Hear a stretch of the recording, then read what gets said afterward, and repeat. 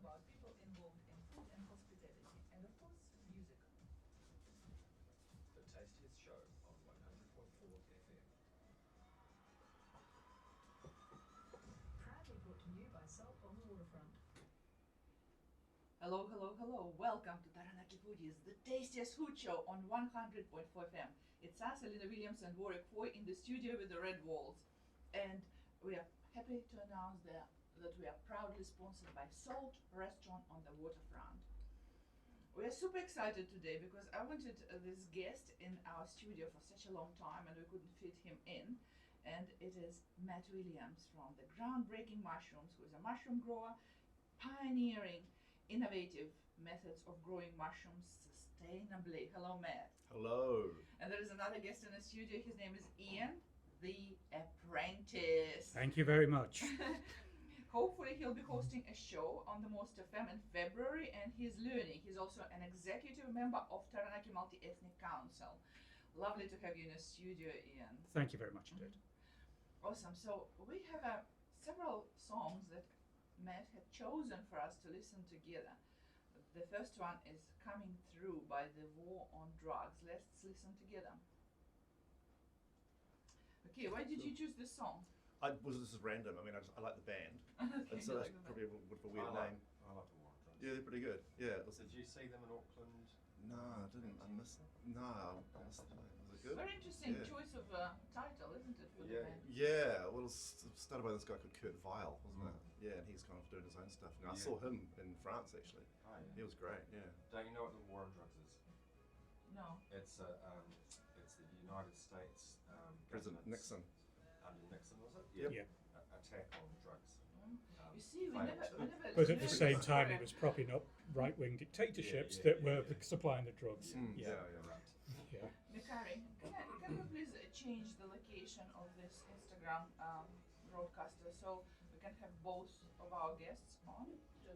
Just get in a bit closer, guys, to your mics. Yep. please. Yep. How's that? Ian, maybe you'll Yep. turn it that Yep, way. that so way a wee Mikari bit. can put the light. Make sure you go. See that? Yeah. Yep. Just come. No, you're hiding away from the camera. Oh, I see. I don't mind that. Do I need to be on the camera too? Yeah, you have to. Got Okay. it. Yeah, Yeah, camera. Adjust the How's that? microphone. Adjust the microphone so Ian can speak. There we go. Yeah. Is that better? Yes. Okay. That's great. Okay. You know what? I need to. Yeah. So. Yes. So remember, that? Is whatever I that right? said in the studio, even if the music is playing and listeners on ear listening to this music, it's recorded now. So don't say anything that people can use against you. Yeah. Thank you. Well, I'm only just really because this is Matt's moment. It's not mine. Mm-hmm. So I'll dip out. But if there's any space in the music list, I've got a couple of things in my head as I always do. Okay. Yeah. But I have a feeling that we have a lot of things to discuss. And I have a feeling, well, Yeah. Okay. and I have a feeling that it's going to be a very interesting show. So yeah, let's go with my feeling. Let's do that. All right. Okay. Okay. That's fine.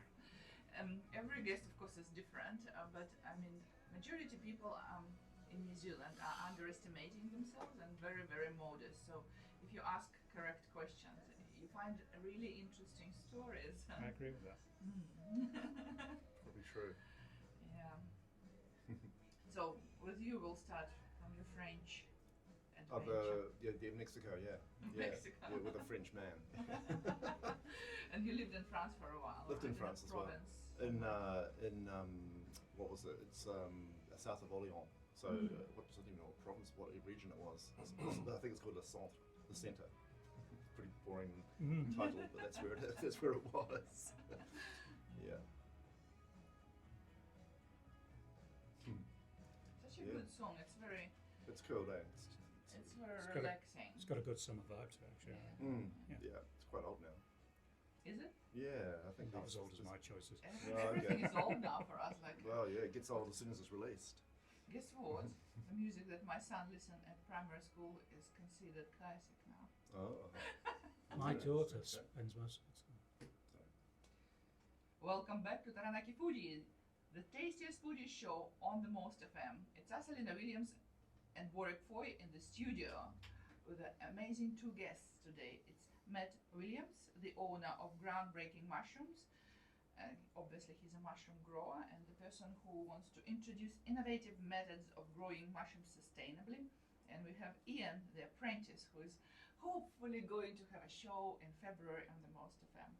He's learning, and he's also an executive member of Taranaki Multi-Ethnic Council.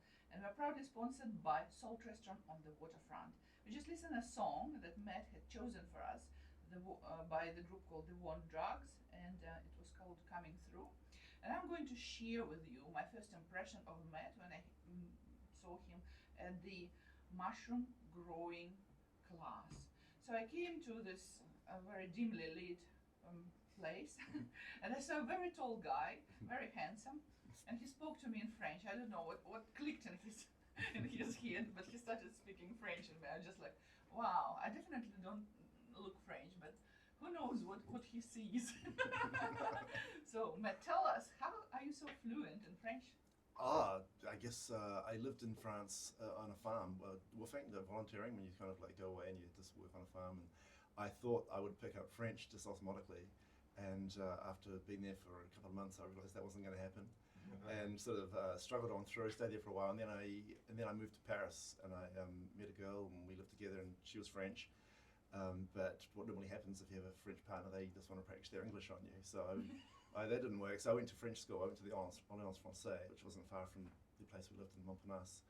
Got my head around the rules and the grammar and all that kind of thing. So yeah, I figured out that I needed to do that. You can't just kind of pick it up. It's a pretty complex language. Is it? Wow. How is it for you bringing this French flair to New Zealand? Do people comment on your knowledge and kind of a fluency of French? Well, yeah, my friends find it pretty embarrassing because if I meet someone who's from Europe with the European accent, I start to put on this European accent, which I can't really help. It's a bit of a kind of it's a bit of a tick, and so, but the European person doesn't notice it because they just think I'm speaking like them. And but then if I meet someone who's from France, I'll automatically start practicing my French on them. But there's not a lot of French people in New Plymouth to practice on, so you should join some French people because I know a couple. Probably are quite good. Yep. Yeah, so it's interesting that we are sometimes not exposed to a lot of languages, and when we're exposed, it's so minimal. So living somewhere and learning the language is actually quite a good exercise. Yeah.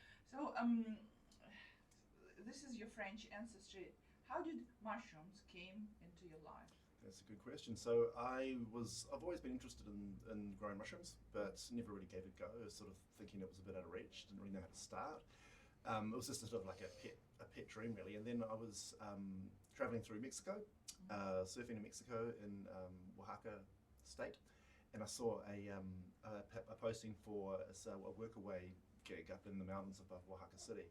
So I got in touch with a guy. He turned out to be a French guy living in these hills, growing mushrooms and all sorts of interesting ways, just in sort of these old kind of concrete stone sheds. And yeah, I worked with him for a couple of months and figured out how to do it, just really basic lo-fi techniques. Came back to New Zealand and started doing it. So how is mushrooms in French? Champignon. Champignon. So Champignon. it's the name of the... That's the general term for them, because the ones we buy in the supermarket, they're called Champignon de Paris, from Paris, the mushroom of Paris, because those mushrooms were first grown under Paris, in the catacombs under Paris. Really? Oh my Yeah. gosh, I didn't know that. The French were the first ones, probably the Chinese, but the French, the first Europeans to grow mushrooms, in a sustainable way. So how did the people back then know what was safe and what wasn't safe? How did that work? Yeah, it's an interesting question. Well, they probably had a few kind of mishaps, I think, along the way to get to that knowledge. Would have been folk history, wouldn't it?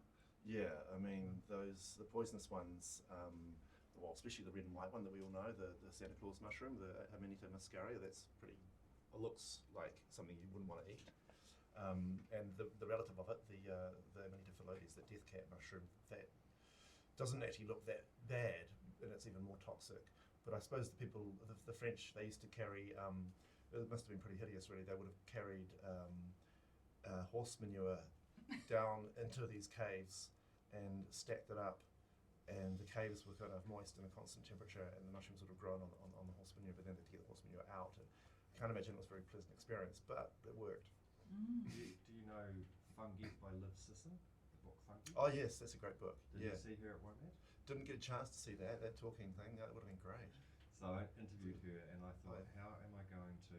Well, this was on the Taste the World stage, not the World of Words stage, where she also was present.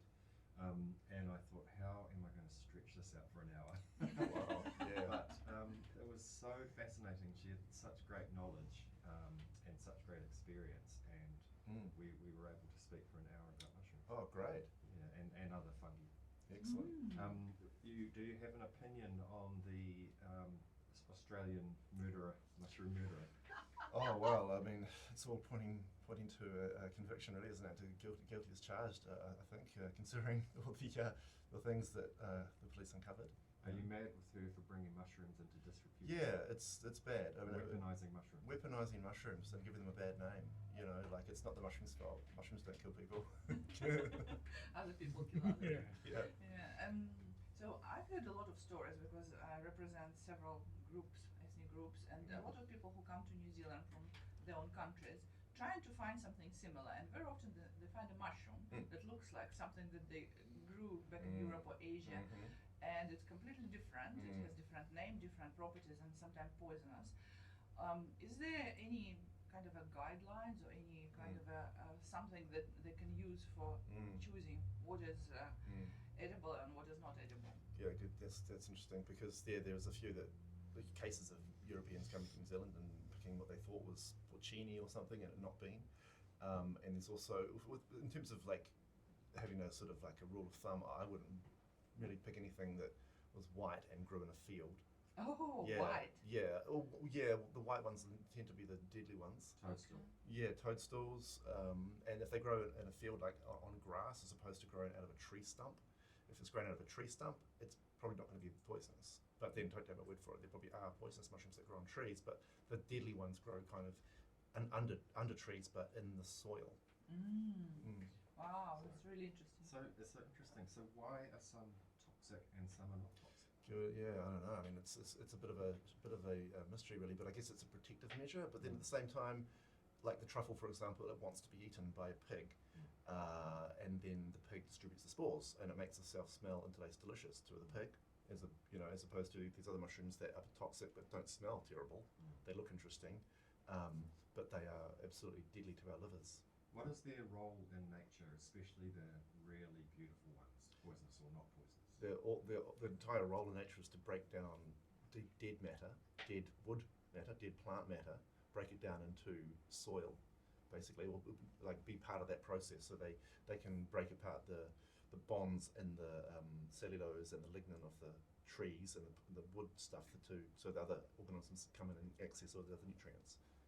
Why do we have only two varieties, generally speaking, at the supermarket, which is the button mushroom, which is that the champignon? Champignon Paris, yeah. And the flat Portobello. Portobello, that's the one. And then sometimes you'll have, I have seen, what are the Japanese ones? Shiitake. Shiitake, I've seen those. Yep. But given the thousands of varieties of mushrooms there are, why is it generally only two? Because of the MPI, basically, Ministry of Primary Industries. Our biosecurity laws are very strict in this country. We have a lot of forestry, and some mushrooms are parasitic to trees. So they'll actually kill living trees. Yeah, they don't just. Some of them don't just eat dead things. They also eat living things, so they can actually parasitize trees. We have some native mushrooms in New Zealand that you can eat that do that. And I think so to grow mushrooms in New Zealand, you're only permitted to grow a certain number of species. So the oyster mushrooms, which I grow, the shiitake, the needle mushrooms that you might see in the supermarket, there's only a finite group of species that people are permitted to grow in New Zealand, and if you grow other ones, you'll get a fine. Wow. My sentiment about why mushrooms sometimes are poisonous, sometimes are not, and what's logic behind it is it's like people. Some people are You can't toxic and yeah. you can't do much, and you don't really know by looking at it unless you spend a lot of time researching, right? That's true. Yeah, so for me, mushrooms have been like a huge part of my ancestry because when living in Siberia, you rely a lot on mushrooms during winter, so there are several ways to preserve mushrooms, and I know a very good recipe. Ask me in the comments if you would like to know the recipe how I preserve. It's really easy. Although I'm not sure whether my recipe will work on mushrooms that you grow because they're very, very delicate. the mushrooms that grow in Siberia are very dense. The stalk of it and the whole top is very, very dense. It's almost like a very meaty flesh. And mushrooms are so much varieties that sometimes people in Siberia go to hunt for certain type of mushroom because it's time to do it in brine or something. Someone wants to fry them with potatoes. So it's really interesting. And I always thought that mushrooms are grown in taiga, somewhere where it's cold and hot, difference in temperatures. So I was extremely surprised to find toadstools in my garden. And they're so beautiful. I can't actually destroy them. And this is the bright heads with this little velvety dots on top. And toadstools, right? They're called toadstools. Well, the toadstool, I don't know what the difference is between a toadstool and a mushroom, really. They're both mushroom. A toadstool is still a mushroom. Yeah, but it's the red one with the white. The red one with the white spots, yeah, the fly agaric. Yeah. They're pretty amazing, and I made some really good photographs of them. And a lot of people told me, oh, they're vicious, you have to remove them, but I can't really because they're so beautiful. And also, then I read that they're good for the garden because they create nitrates. They work through the dead matter, especially leaves, and create nitrate, kind of a pillow. So this is my excuse when autumn is coming. I always take photographs of beautiful red heads. Yeah. So. And interestingly, toadstools also have a religious meaning for some tribes in Siberia. They use it as something for cleansing and some other things. I've heard of that too. So I thought you might have chosen a mushroom song. I didn't choose any mushroom songs, sorry. Tell me how many mushroom songs are in the streaming that I'm using playlist. Goodness me, there are probably hundreds of songs about mushrooms. I'd say there's actually a guy called East Forest, and he's released an album called Music for Mushrooms. So yeah. So the top playlist song is Mushroom Cloud by Tempest, and there's quite a few songs called Mushrooms. Oh yeah. And then there's a band called Mushroom Cloud. Oh yeah. And a band called Mushroom Head. Oh okay. Yeah. Yeah. That's actually a song by a band from the 90s and 80s. The band called the Jesus and Mary Chain. Ah yeah. They've got a song called Mushroom Head. Yeah, I remember. So Yeah. more science. I get on my front lawn. I live by the racecourse. Oh yeah. Little toad. They look like champignon berry mushrooms, but I'm sure they're not. And they come maybe in the wetter seasons. Yep. Just little patches of them, but never on the back lawn. Interesting. So how can that be? Is it a spore thing? Does or the dog pee out there? Dogs do come. I don't have a dog, but dogs do come onto my front lawn. Yep. But the mushrooms grow where the dogs go? Yep. Probably not much to do with that then. That's interesting. Maybe there's something to do with the what's in the soil, or maybe they haven't spread there, or there could be another fungus in the soil that's prohibiting those ones from growing. So where are the spores for the front lawn? Where are those spores coming from? The underside of the mushroom. If you pick up a mushroom and look at it, you'll see gills, and on the gills they have these things called basidia, and the basidia hold the spores, and the spores drop down. So when they're not there, are there dormant spores in the soil? There will be, yeah, absolutely. Yeah, they found spores that have been on space stations, and yeah, they can live through all sorts of terrible conditions. You sound like it's very easy to grow mushrooms. That's the essential thing, but a lot of people try to do it in their gardens and don't work. And I would like to concentrate on operation of growing mushrooms after our music break. We are going to listen to Tally Ho by The Clean. Good questions. I like it. It's nice. Yeah, that's great. Keep it going. Because we're intelligent people, right? You are.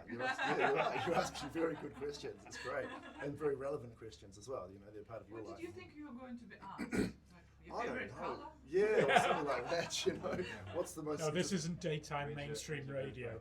Yeah. What did you do last night? Well, some people do that. It's just a different type of show. Sure. Yeah, it's a sure. very different type. Yeah, I can It's imagine. the one with yeah. the canned laughter that they turn on. Oh right, Yeah. and laughter. Are you full time? I just do it as a hobby. Right. Yeah, I work as a UX designer, like doing design, like working out. It's design, but it's user design, so user experience design. So working out flows in apps. You know, when you like when you book a a room in Airbnb, like the process you go through to get there and how to do resolution, all that kind of stuff. So Do you work for someone? yeah, at the moment I'm working for an outfit called Student Gigs, Oh, yeah. and this is a guy in California who is a startup, and it's called a lap actually. It's basically for kids up to say 13 to 18 who want to have some pocket money, and people around the neighbourhood who don't have a kid and they want to get their lawns mowed, maybe they're too old, and it connects them together. Yeah, it'll do really well here too. So Does he just contracts you? yeah, he just contracts me. Yeah, it is. It's this whole remote working, digital nomad kind of life. Yeah. Yeah. So how are you self-taught?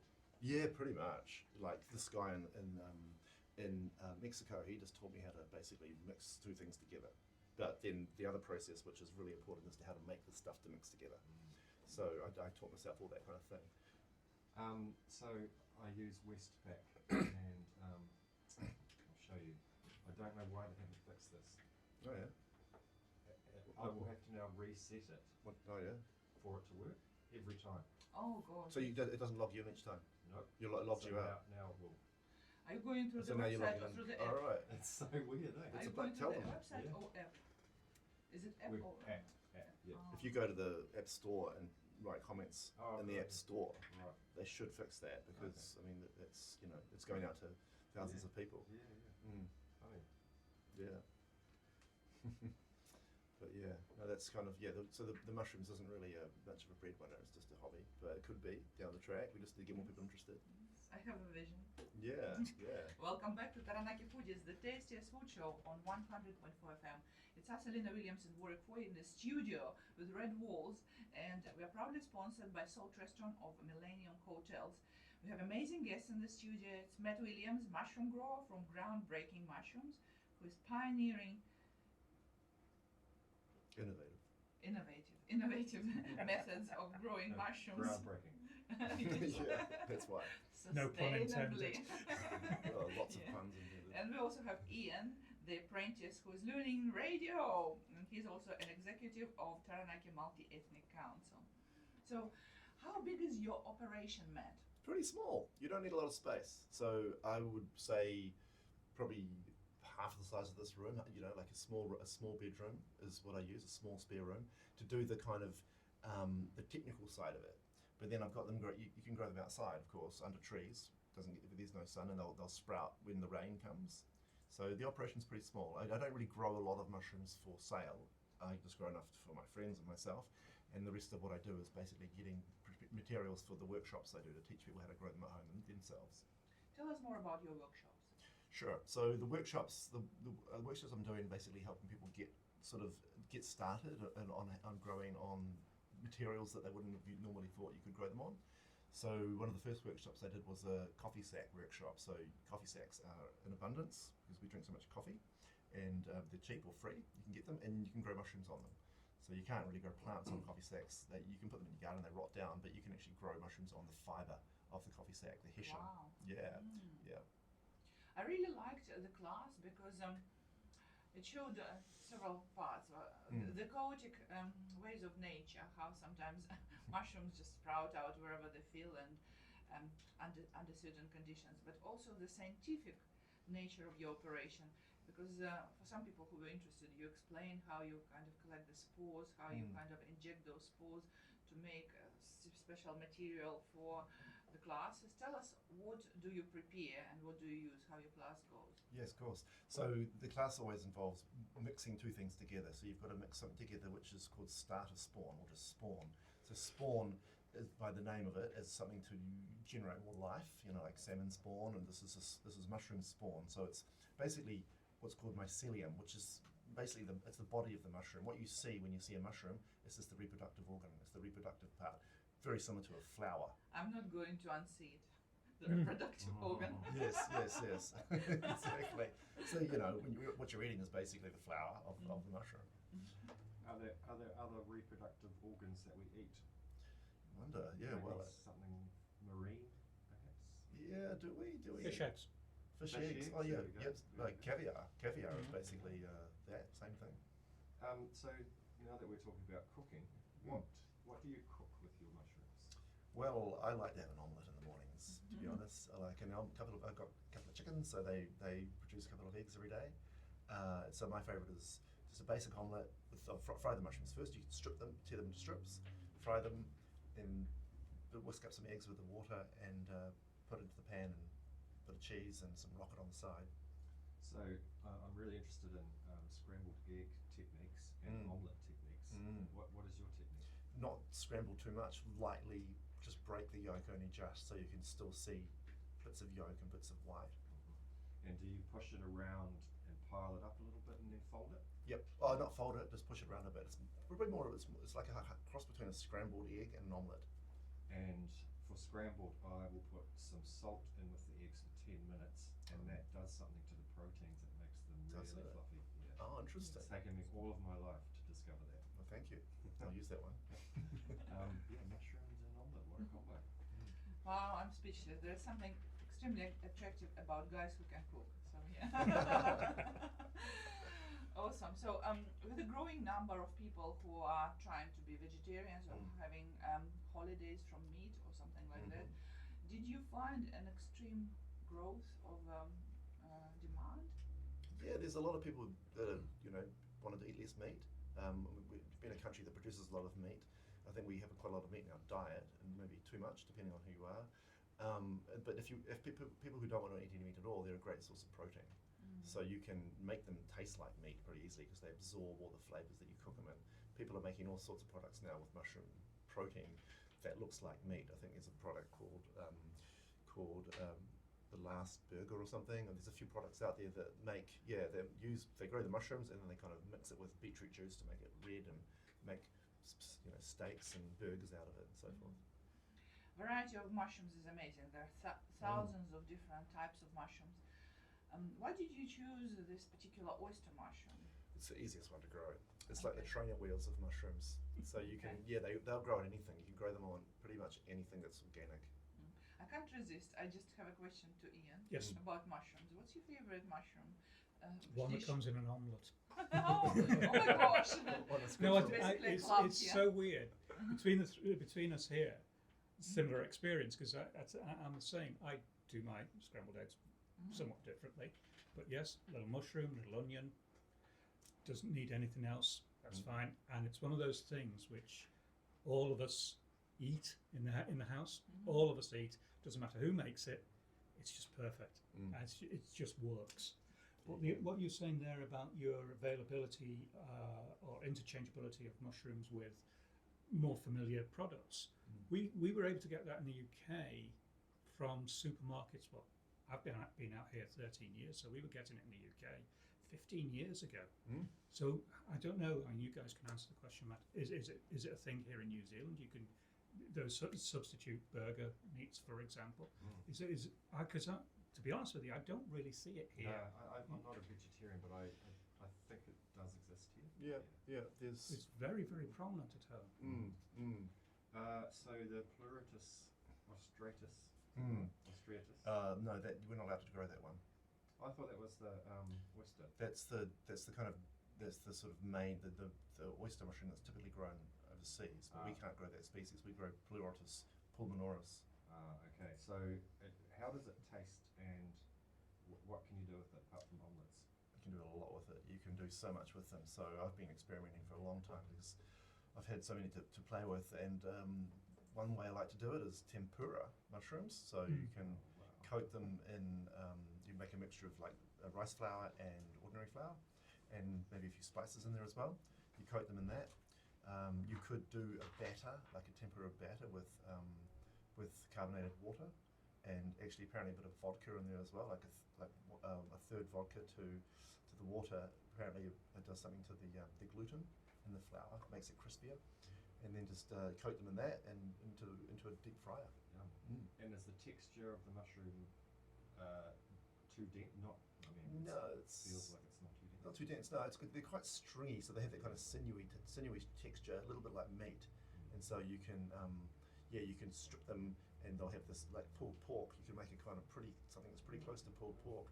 And I've been making the Chinese pancakes, the kind of hoisin sauce. Yep. That one there with the duck pancakes, and you do a bit bit of spring onion and cucumber, and it's really good. So how do you actually, where do you get the spores from to start growing them, and how do you actually grow them? Good question. Okay, well, let's do that. So, I don't want to make it too complicated, but the mushroom life cycle starts with a spore, like a plant starts with a seed. So the thing is, the spore isn't the sort of the only step. The spore germinates into something called hyphae, which then meet and become what's called mycelium. And as I was saying before, mycelium is what the actual mushroom is. Like most of what you don't see is under the ground or in the wood that it's growing on. That we call it as substrate. So if you see a mushroom sticking out of a log, there's a high chance that that is just a small fraction of the actual biomass of the mushroom itself, the fungus itself. So the mushroom's sticking out of the log, but most of the biomass is inside the log. Really fine filaments of mycelium digesting the log. So not like a root, like a carrot or something like that. They're very fine. Finer than plant roots, but they do link up. They do kind of bond together and make thicker kind of ropey-like structures as well. So interesting. Yeah. Well, it's so interesting what you're doing, and you're so involved in it. You research it, you read about it all the time, and you spread your knowledge, which is very respectful. Tell us, what are you dreaming about as far as groundbreaking mushrooms enterprise? What are your plans, dreams, and Well, I mean, I'm pioneering techniques for growing them using very low energy amounts, because the thing about mushrooms, and they'll grow better and warmer when they're warm. And in winter it gets pretty cold here, and so to keep a room warm for 24 hours a day, to keep it at sort of 20-25 degrees, it's it costs money. So I've been looking at techniques using recycled stuff. Like I really like upcycling, recycling, using what's around and being innovative with what's around. So I've been developing techniques using polystyrene boxes that get thrown out, especially the salmon boxes that come from supermarkets where the salmon fish come in. For various reasons, like the polystyrene obviously is insulating, so you can whatever's inside it will stay the same temperature. And also because there's only been a fish in there, and the fish, like the bacteria and whatever the fish is contaminated with, won't contaminate the mushrooms because it's from the ocean. So it's a whole different kind of world. So you can kind of use these polystyrene boxes as incubation spaces to do that. So I think, with the groundbreaking mushrooms, I mean, the name was kind of because I'm innovative, and also because I started out using coffee grounds. So I was breaking the coffee grounds up with the mushrooms. Because polystyrene is not a recyclable. No, it it's just not. goes to landfill. It's terrible. So are the supermarkets delighted to give them to you? Oh yeah, they give them for free. They put them. I see they put them out at the front there for people to collect. People take them home. I'm not sure what they do with them. I guess you can use them as a chili bin, as a cooler bin. But the supermarkets have to pay to get them delivered to landfill, and the amount of polystyrene boxes they go through, one supermarket could go through 4 or 5 a day, and it's a huge amount of space because it doesn't get compressed down. No, and I feel like it's not going to break down quickly. Thousands of years, I reckon. I think Yeah. it would take thousands of years, and it floats around and it ends up in the ocean. So if you've bought an appliance lately, you've noticed that there's a lot more recycled cardboard packaging and fill around the item. But I bought a TV last year, and there was a lot of polystyrene in there. Yeah. And I said to my wife, I can't believe that we don't have legislation around this now. Because it is so. The legislation will only work when there's something to replace the polystyrene with. As cheap as the polystyrene, because it's made from petroleum. It is. It's an abundant source, and it's easy to make. Should we play the third song? All right. The third song. Why did you choose this song? It's called Sugarcane. Sonic Youth. It's a good song by Sonic Youth, a good band from the 80s. I think this is from the 90s, this album. Yeah. From the album Dirty, you're listening to the Tanuki Foodie Show on the Most FM, and the Mad Media time is 4:39. hey, it's going well. It's pretty good. You've been talking for 40 minutes. 40 minutes? Yes. Wow, okay, that's great. Okay. When you do something fun, you don't count time. Yeah, exactly right. Yeah, it's so Exactly crazy. right. That's And interesting. usually we have 30 minutes show, and Yeah. we have. I'll ask a few more questions, and It was cool. interesting. Yeah, it's great. It's great. I mean, this makes me realise how you can just, spend 40 minutes just asking surface questions without even diving deep into it. And you guys are doing really well, because you're keeping it light Light. and accessible to other people as That's well. the thing, it's the accessible. You don't Yeah. want to get deep, it's not a deep dive. Nah, I think they're talking Probably need about. to write an article for a deep dive. Yeah, that's the thing. I mean, people can find it online. There's so many resources and YouTube videos and all that kind of thing if you want to know how people grow mushrooms. But maybe just leave it to the experts. Actually, that's a good one to finish on. Yeah. So don't try this at home. Exactly right. Yeah, no, it's great. It's really rewarding, especially the workshops. Especially workshops. The one that you came to was great because we made a pizza and you guys got really tactile and touching them and dealing with them and that kind of thing. I'd like to do that. You'd Yes, like to? you promised to organize one for foodies, so Yeah, there are yeah. 5 people who wanted to come. Oh, that's great. If Okay. you're happy to do it for our group. Yeah. As long as Johnny can let us use that space. Oh, we can It's- do it anywhere. we can do it anywhere. I don't know. We don't have a to. lot of people who would say no to us. So. Where was it? Johnny? Johnny Marinovich, who runs Oh, Johnny. Johnny, Oh, yeah. because I think they've sold not Gamma Rays, they've sold The the bar. Neon Burger, Oh, did they? Neon Robot. Yeah, Oh. Who bought it? the woman who runs Nice Rice Baby, the Vietnamese. Oh. So she's going to run the bar, and the bar people have to kind of organise the cutlery and all the stuff in the thing. So that's quite a lot of work. But upstairs, I don't think they've bought the pizza business, so they may have to get rid of all those pizza machines and clear that whole space out. So I don't We know. can what's- always organize it at the Most FM. All we need is a big want. table. Yeah. If it's only 4 or 5 people, we can just do it on a table. We'll do it here. Yeah. We can do it here. Yeah. And invite some of our other broadcasters. Shall we do You that? keen? Not me, but my wife. Oh, yeah. Big mushroom fan. Great. Yeah, Great. Yeah. far, she just, But then again, she's European, so she's used to it. Oh, there you go. Yeah. She's lovely. She's so Which nice. part- Yeah, which country? she's alright. What country is she from? Born in Luxembourg, brought up in Germany, educated in Switzerland, and I met her in the UK. So Oh, right, she's okay. a nomad. Super smart human. Like you Yeah. talk to her, realize from the first phrase that she's super smart. Cool. She's crazy clever. Wow. I have Awesome. no idea what she says. What does she do? She's a surgeon. Oh, wow. Okay. Oh, she was a surgeon. She's a GP now. Yeah. Wow. Where does she work? I won't say the name of the practice, but it's local. Oh, yeah. And what do you do? Yeah.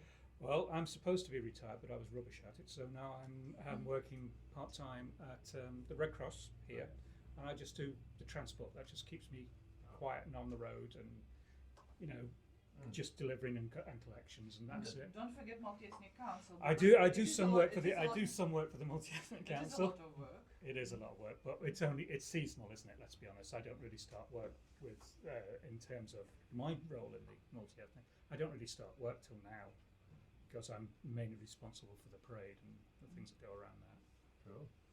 Cool. We should have met at our stalls for the multi-ethnic extravaganza. Absolutely. Yeah. Absolutely. Yeah. I mean, I'm sure the mushrooms could be used. Is there food at this? Oh, is there food? I mean, of course.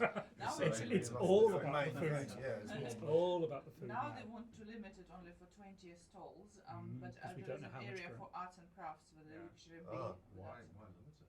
Because we don't know how much ground we're going to have after the refurb but Where's it normally going to be held? Where's it? race course. Oh, up there after the new things going in. All that work Yeah. that So we don't even know whether we're there. because normally it was in front of the grandstand, wasn't it? Correct. Because I think I put the stage up for TNL, TFL, or whatever the lighting Yeah, people. I right. helped them put the stage up for one of those last year. Yeah. Big Um, stage. Do you have to pay for the race course? Do we have to pay? Yes, Oh we God, do. yes. So you could go somewhere else if you find it. We could, but it's short notice, and then we've got to factor in parking. We've got to factor in Traffic. weather as well, because it may not be available when we want it to be available. And I'm glad I'm not making that decision. Yeah. I don't want to. It could be that we don't have it at all. I hope we do, because We hope to, but we've people got. of Taranaki really love extravaganza. Yeah, but that's a discussion you and I will have.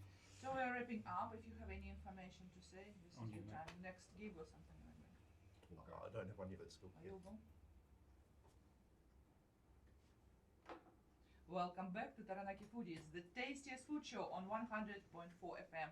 It's us, Alina Williams and Warwick Foy, wrapping up the show, which was amazing. We were talking with Matt Williams, mushroom grower from Groundbreaking Mushrooms, pioneering innovative methods of mushroom growing sustainably. And also we have another guest in the studio, Ian the Apprentice. He's Excuse me. Bad hopefully radio moment. hosting the show on the Most FM in February. Also, he's an executive of Taranaki Multi-Ethnic Council. So Matt was entertaining us for 40 minutes about mushrooms and the varieties of mushrooms and the ways mushroom influence his life. So what's up next before we wrap up for the day? Well, I'm just going to keep moving forward. I'm looking to get some traction on this method I'm doing because I think it's got some real legs to keep moving forward with that. Because I'm actually working with a friend who is a bit of a tech whiz, and we are using something similar to Google Home or Alexa. You know, those sort of those applications that you can control your lights and all that kind of thing remotely. So we've got a similar some similar software called Home Assistant, and it's running at my place, and we use that to control humidity sensors, fans, lights, heaters, and that kind of thing, all remotely, so I can control the whole thing from my phone. Wow, so scientific. From the bottom of my heart, I wish you lots of success. Yeah, absolutely. And now we are moving to the next segment of our Taranaki Foodies show, which is Moments of Happiness, and I'm giving mic to our amazing Warwick. All right, and we pre-recorded because I was away last weekend. Didn't manage to play that segment, but we'll play it in 5 minutes. Krez played this song the other day as I was driving to work, and I remembered how much I liked